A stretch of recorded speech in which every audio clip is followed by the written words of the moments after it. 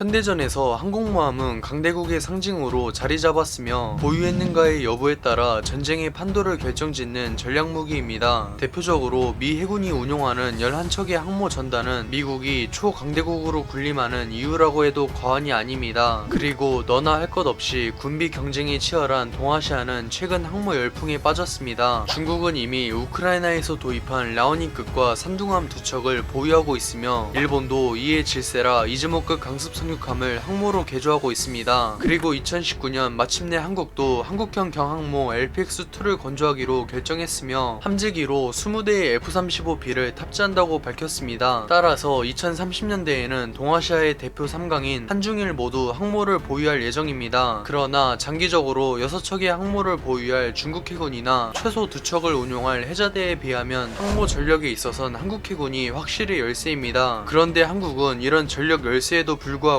두려워하기는커녕 조용히 미소를 짓고 있으며 오히려 주변국이 한국을 두려워하고 있는데요. 그것은 바로 한국형 ASBM의 개발 완료가 임박했기 때문입니다. 그래서 오늘은 항모 잡는 미사일 개발에 주변국이 식겁하는 이유에 대해 알아보겠습니다.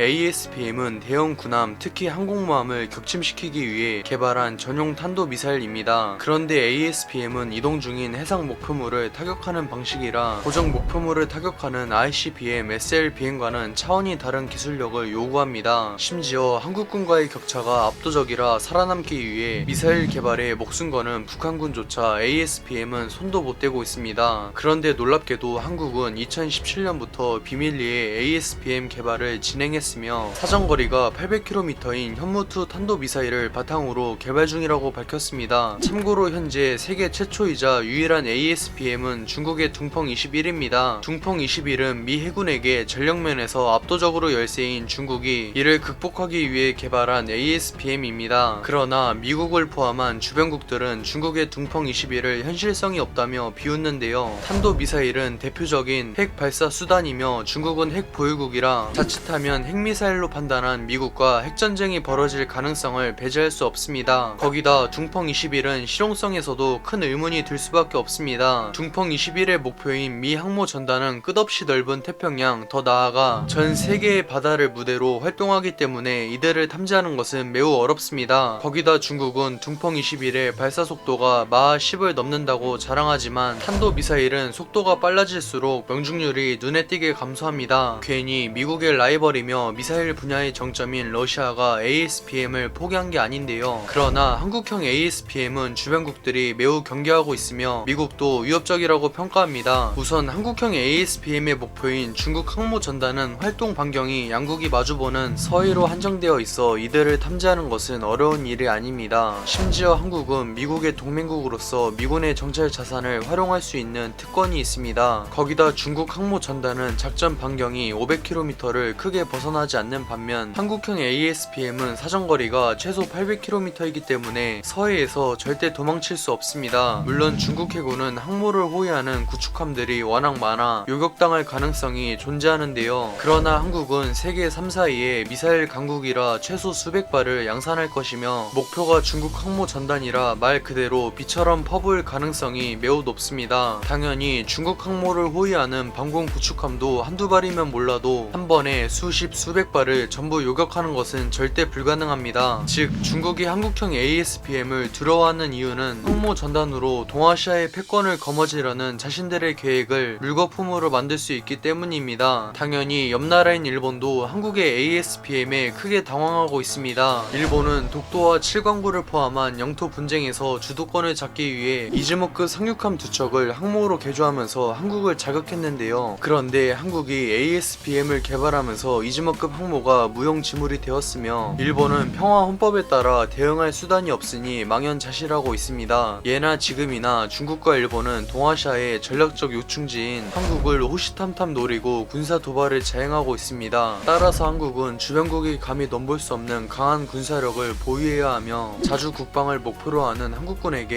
ASBM은 중요한 역할을 담당할 것입니다. 시청해주셔서 감사합니다. 즐거운 저녁 보내세요.